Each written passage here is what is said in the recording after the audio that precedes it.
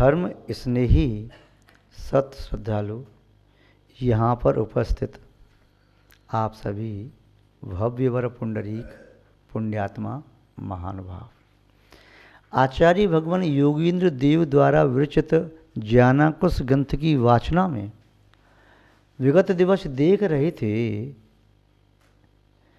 जिस प्रकार स्वर्ण को अग्नि में तपा करके शुद्ध किया जाता है, उसी प्रकार आत्मा को सम्यक ज्ञान की अग्नि में तपा करके शुद्ध किया जाता है। यदि अग्नि का चित्र बना दिया तो उसमें स्वर्ण को नहीं तपाया जा सकता।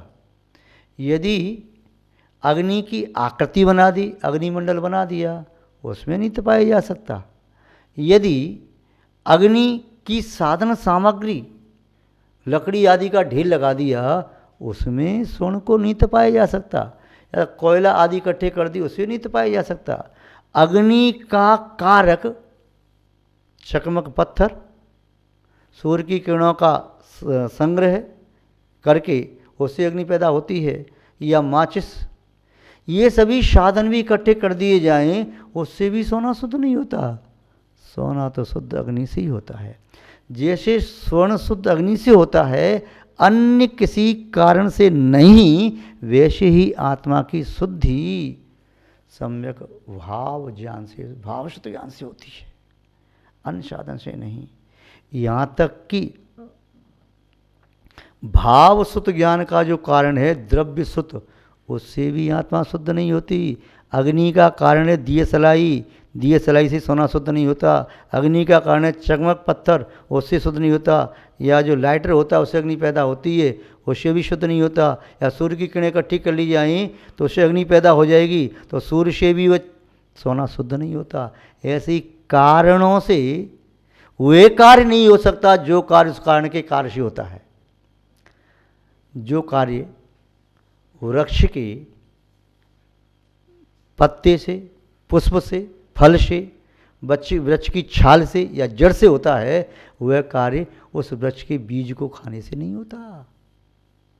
जो कार्य दूध के द्वारा निकाला हुआ घी या बनाया हुआ मावा या रबड़ी या पनीर से हो सकता है, वो कार्य उसकी पूर्व पर्याय दूध से नहीं हो सकता। जो कार्य दूध की पर्याय मट्ठा, उससे हो सकता है या दही से हो सकता है, वो कार्य दूध से नहीं हो सकता। ऐसे ही ज्ञान की पूर्व पर्याय, कारण पर्याय, उससे भी वह कार्य नहीं होगा जो कार्य उसके कार्य से होता है। महानुभाव, आचार्य महोदय ने जो बताया, यथा च कांचनम शुद्धम दग्ध्वा पिंडस्य वंदनम जीवोपि तथा भूतम सम्यक ज्ञानेन शुद्धति। आचार्य महोदय की कार्य का निस्संदेह बहुत मार्मिक है। इस पर जितना चिंतन करते चले जाओगे उतना आपको आनंद आता चला जाएगा। गन्ने को पीलने से रस निकलता है, 2 बार पी लो, 3 बार पी लो, रस कम होता चला जाता है। सरसों को, तिलहन को पी लो तो तेल निकलता है, पहली बार में ज़्यादा, फिर कम होता चला जाता है। किंतु ज्ञान को पीलने से आनंद निकलता है। पहली बार पी लो तो कम, फिर और ज़्यादा और ज़्यादा और ज़्यादा निकलता है। जैसे रत्नों को साफ करो तो पहले चमक कम होती है, फिर और ज़्यादा और ज़्यादा और ज़्यादा बढ़ती चली जाती है। इसी प्रकार ज्यों ज्यों आत्मा में अथाह ज्ञान बढ़ता चला जाता है, त्यों त्यों आत्मा में आनंद की अनुभूति वृद्धि को प्राप्त होती है।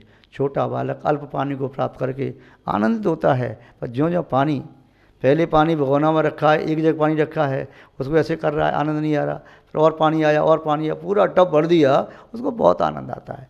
जैसे बालक को एक अधिक पानी प्राप्त करके आनंद की अनुभूति होती है, जितना उसका आयाम है उससे ज़्यादा पानी मिल जाए तो उसके आनंद का क्या करना, पानी उछालता अपने ऊपर, बहुत आनंद का अनुभव करता है।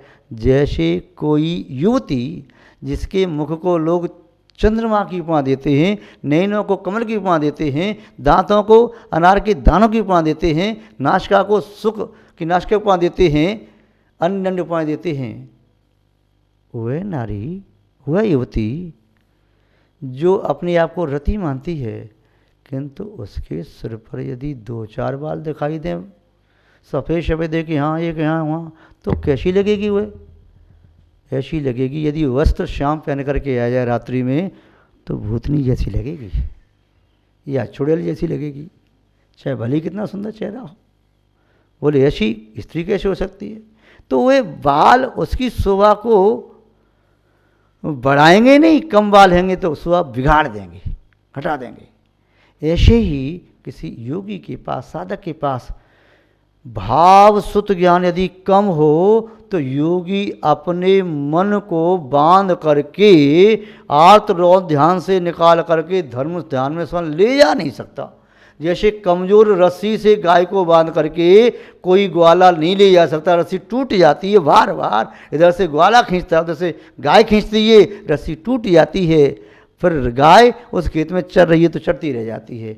ऐसे ही जिसका चित्त आर्त रौद्र ध्यान के खेत में चर रहा है, उस चित्त को सम्यक ज्ञान की मजबूत सांकल से बांधे बिना वहाँ से हटा करके बाल ले करके जा नहीं सकते। तो आचार्य बोधे वो सम्यक ज्ञान की महिमा बता रहे हैं। सम्यक ज्ञान तो आत्मा के आनंद का कारण है और बिना कारण के कभी कार्य होता नहीं। कोई भी कार्य होता, कोई भी क्रिया होती है, क्रिया दो द्रव्यों के निमित्त से होती है। एक द्रव्य में तो परिणमन होता है, क्रिया नहीं। एक द्रव्य में तो परिणति होती है, परिणाम होता है, भाव होता है, किंतु क्रिया जब भी होती है उपादान में होती है, निमित्त से होती है। महानुभाव आचार्य बोधे ने कहा कि हमें निमित्त और उपादान दोनों को ही महत्व देकर चलना है। जो निमित्त को छोड़ देते हैं वे भी डूब जाते हैं, उपादान को छोड़ देते हैं वे भी डूब जाते हैं। एक पहिए की रस्सी यात्रा नहीं होती। नाव है, दोनों पतवार चल रही हैं, नाव की दोनों साइड सुरक्षित हैं, नाव इस किनारे से वहाँ तक पहुँचा देगी। नाव का एक हिस्सा टूट जाए, चाहे इधर का टूटे चाहे उधर का टूटे, नाव में पानी भर जाएगा, डूब जाएगी। जो उपादान को छोड़ते हैं वे भी डूब जाते, निमित्त को छोड़ देते वे भी डूब जाते, जो व्यवहार को छोड़ देते वे भी डूब जाते, जो निश्चय को छोड़ देते वे भी डूब जाते। इसलिए आचार्य बोधे कह रहे कि यदि जिन शासन को समझना है तो निमित्त और उपादान को समझना होगा। जिन शासन को समझना है तो निश्चय और व्यवहार को समझना होगा। यदि अपनी आत्मा को समझना है तो ज्ञान और दर्शन दोनों चेतनाओं को समझना होगा। साकार निराकार दोनों का रूप है, दोनों चेतना हैं। एक अवान्तर सत्ता को ग्रहण करने वाली, एक सामान्य सत्ता को ग्रहण करने वाली, एक सामान्य एक विशेष है। दोनों के माध्यम से आत्मा समझ में आती है। इसी तरह से जैन दर्शन को समझने की बातें कहीं। आचार्य बोधे कह रहे हैं वास्तव में जैन दर्शन का हृदय क्या है, जैन दर्शन का मूल क्या है, जैन दर्शन की नाभि क्या है, जैन दर्शन का प्राण क्या है। तो आप सब लोग कहते हैं जैन दर्शन का प्राण अनेकांत है, कोई कहता है शादवाद है, कोई कहता है पंच परमेष्टि हैं, कोई कहता है देवशास्त्र गुरु हैं, कोई कहता है नवदेवता हैं, कोई कहता है जैन दर्शन का प्राण अहिंसा है, कोई कहता है धर्म है, 10 धर्म हैं, 12 भावनाएं, 16 कर्ण भावना, सब अलग अलग कहते हैं। किंतु आचार्य बोधे क्या कहना चाह रही हैं, उनकी बात भी अपन सुने, अच्छा लगेगा। उन्हीं के शब्दों में देख लें है कि नहीं, देखेंगे सब। प्रपंच रहितम शास्त्रम प्रपंच रहितो गुरु प्रपंच रहितो मोक्षो दृश्यते जन शासने। जन शासन में क्या देखा जाता है? प्रपंच रहितम शास्त्रम। शास्त्र कौन से हैं? जो शास्त्र वीतरागता के पोषक हों, जो शास्त्र अहिंसा के पोषक हों, जो शास्त्र अनेकांतात्मक वस्तु को बताने वाले हों, जो शास्त्र शाद्वा शैली से कथन करने वाले हों, जो शास्त्र आत्मा को परमात्मा बनाने की विधि सिखाते हों, जो शास्त्र आत्मा के मूल स्वरूप को बताने वाले हैं, जो शास्त्र अपने आत्मा के विभाव और स्वभाव दोनों में भेद बताने वाले हैं, जो शास्त्र जीव और पुद्गल का भेद विज्ञान कराने वाले हैं, जो शास्त्र षड द्रव्य पंचास्ति का 7 तत्व 9 पदार्थों को बताने वाले हैं, जो शास्त्र ये बताते हैं कि प्रत्येक आत्मा शक्ति रूप में परमात्मा है। जिन शास्त्रों में हिंसा का पोषण नहीं, असत्य का पोषण नहीं, चोरी का पोषण नहीं, अब्रह्म का पोषण नहीं, परिग्रह का पोषण नहीं, कसायों का पोषण नहीं, जिन शास्त्रों में आर्त रौद्र ध्यान का पोषण नहीं, जिन शास्त्रों में भ्रामक ज्ञान का प्रचार प्रसार नहीं, जिन शास्त्रों में आत्मा को भुलाने की बात नहीं, आत्मा के शुद्ध स्वरूप को बुलाने की बात है, जिसको पढ़ करके हमें आत्मा के स्वस्वरूप को कैसे बुलाया जाए, कैसे प्रकट किया जाए, ये विधि सिखाई है, वही शास्त्र सम्यक शास्त्र है। प्रपंच सहित शास्त्र तो मिथ्या हैं। जिन दर्शन केवल उसी शास्त्र को शास्त्र की गौरव और गरिमा प्रदान करता है जो शास्त्र प्रपंच से रहते हैं, छल कपट से रहते हैं, एकांतवाद के दूषण से रहते हैं, जिन शास्त्रों में मिथ्या अपलाप नहीं है, जिन शास्त्रों में जन जन की वाणी नहीं, जिन भगवान की वाणी है, जिन शास्त्रों में निज की सोच नहीं, जिन शास्त्रों में जिनत्व का शाश्वत सत्य प्रकट हो रहा है, वही शास्त्र वास्तव में सम्यक शास्त्र हैं। आगे कहा गुरु कौन है। शास्त्र की बात आपने कही, अच्छी बात कही, समझ में आई कि सम्यक शास्त्र हैं जिनका स्वरूप का है अन्यून मतिरिक्तम याता तत्वना च प्रीतात निसंदेहम यदा सज्ञान समझ सज्ञान है। और सम्यक ज्ञान है न्यूनता से रहित, अधिकता से रहित, विपरीतता से रहित, यदवा तद्वा से रहित, ज्यों का त्यों वस्तु कहने वाला सम्यक ज्ञान है। ऐसा ज्ञान जिसमें लिखा है वे शास्त्र सम्यक शास्त्र हैं। उन्हें आगम ग्रंथ भी कहते हैं। ग्रंथ निर्ग्रंथों के द्वारा भव्य जीवों के चित्त की ग्रंथियों को खोलने में समर्थ वे सदग्रंथ हैं, अथवा आप्त द्वारा कथित, गर्द द्वारा संग्रहित, मुनि द्वारा रचित वे सम्यक शास्त्र हैं। अथवा जिस शास्त्र के पढ़ने पर भी ग्रंथि न खुले, शास्त्र पढ़ते पढ़ते यदि कसाय कम नहीं हुई, यदि शास्त्र पढ़ते पढ़ते एक दिन भी भगवान की पूजा अभिषेक भक्ति का भाव नहीं आया, कि शास्त्र को पढ़ते पढ़ते अपने कर्तव्य का बोध नहीं हो रहा, शास्त्र को पढ़ते पढ़ते हम अपनी बुराइयों को नहीं छोड़ पा रहे, तो या तो आपके स्वाध्याय में कमी है या फिर उस शास्त्र में कमी है। जो कोठी बनवा करके या चोटी रखवा करके अपने आप को बड़ा गुरु मान रहे हैं, तो ये जिन दर्शन में उन्हें प्रपंच सहित बताया। प्रपंच रहित कौन से? जैसे पैदा हुए जन्म के समय यथा जात दिगंबर, और कैसे निर्विकार बालकवत निर्भय तिनके चरण धोख हमारी। जो निर्विकार हैं, बालक की तरह से हैं, सरल हैं, सहज हैं, पानी पानी है। लोग कहते हैं कैसे मूर्ख हैं, अरे कैसे बुद्धू से बैठे हैं, कोई क्या कहता है कहने दो। यदि किसी व्यक्ति ने सोने को पीतल कह दिया तो क्या पीतल हो गई? यदि किसी हीरे को कांच कह दिया तो क्या कांच हो गया? कोई व्यक्ति दिन को रात कह दे तो क्या रात हो गई? सूर्य को कोई यदि कह दे ये सूर्य नहीं है तो एक तम का समूह है, तो क्या तम का समूह हो गया? सामने वाले के कहने से अपना मूल्यांकन मत करो। अपने मूल्यांकन करने का पैमाना अपने अंदर से खोज करके लाओ और जिन आगम से प्राप्त करो। तो गुरुओं के बारे में बात कह रही, प्रपंच रहित तो गुरु, जो प्रपंच से खेती बाड़ी आरंभ सारंभ पर कुछ नहीं, या अन्य प्रकार के कार्य, राजनीति, तो जैन दर्शक कहता है जो राजनीति करे तो कहाँ का गुरु, या गृहस्थी बसा करके रहे कि मेरी गुरानी है, साथ में रखे मेरे बाल बच्चे हैं, तो कहाँ का गुरु? वो तो संसार का नेतृत्व करने वाला है, मोक्ष मार्ग का नेतृत्व तो कैसे करेगा? तो आचार्य महोदय कह रही हैं प्रपंच रहित हो गुरु। गुरु कौन? जो प्रपंच से रहित है, जहाँ पर कोई छल कपट नहीं, मायाचारी, प्रवंचना एवं अन्य प्रकार का कोई भाव नहीं। तो ये जो सरल और सहज निश्चलता, निष्कपटता जहाँ पर दिखाई देती है, वहाँ पर गुरुता दिखाई देती है। और नीतिकारों ने कहा है गु शब्दस्त्वंधकारी च रू शब्दस्तन निवर्तका अंधकार विनश्यत्वात् गुरु संज्ञा विधीयते। गु अक्षर का अर्थ होता है अंधकार, रू का अर्थ होता है उसका निवर्तक, नाश करने वाला।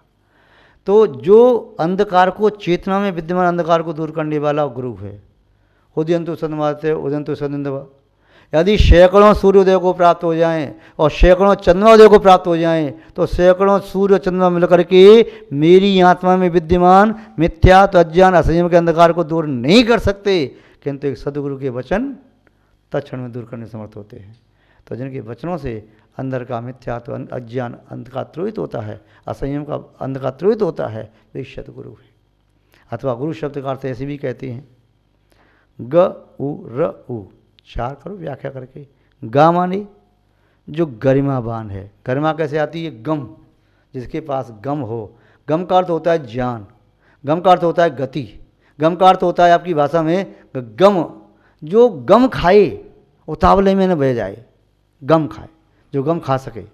गम खाए, कम खाए, नम जाए गुरु। तो गा गमक, गरिमावान, और गुणता से युक्त, गुणकता से युक्त, गति से सहित। और वो कहें तो कैसा हो? उन्नतशील। उन्नतशील कौन होता है? जो नतशील होता है वो उन्नतशील होता है। जो झुकना जानता है संसार में वही उठना जानता है। जो झुकना नहीं जानता, ऊपर केवल उठना उठना जानता है, वह पतित हो जाता है, उठ नहीं पाता। इसीलिए वो शब्द का अर्थ है उन्नतशील हो। जो गरिमावान है, जो गम ज्ञान से सहित है, उन्नतशील है। और राज शब्द का अर्थ रहस्य, और वो मानी उद्घाटक। जो नए नए रहस्यों का उद्घाटक है वो गुरु है। और नया रहस्य संसार में केवल एक ही है, अपनी आत्मा के अलावा संसार के सब पदार्थों को जान लेना। ये कोई रहस्य की बात नहीं है। जो तुम्हें तुम्हारी आत्मा का रहस्य बता दे, तुम्हें तुम्हारी आत्मा से परिचय करा दे, संसार का सबसे बड़ा रहस्य ही है। उस रहस्य का जो उद्घाटक है वही वास्तव में गुरु है। तो यहाँ कहा प्रपंच रहित मोक्ष, और जिन शासन में मोक्ष कर्मों से रहित माना गया है, कर्मों से सहित अवस्था मोक्ष नहीं कहे। दृश्यते जिन शासन है, जहाँ ये देखा जाता है वहीं जिन शासन है, और जिन शासन में यही स्वरूप देखा जाता है, अन्यथा नहीं देखा जाता।